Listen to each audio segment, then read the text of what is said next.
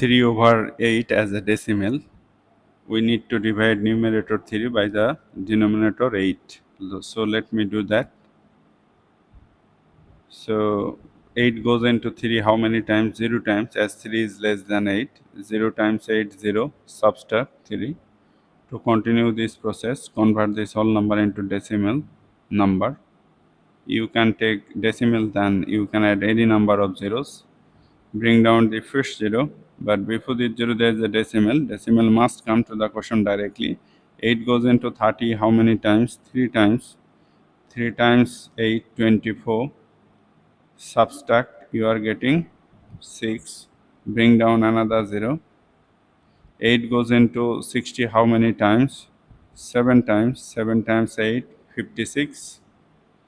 Subtract, you are getting 4. Bring down another 0. 8 goes into 40 how many times? 5 times. 5 times 8, 40.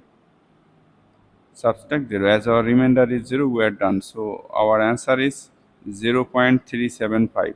3 by 8 as a decimal is 0.375.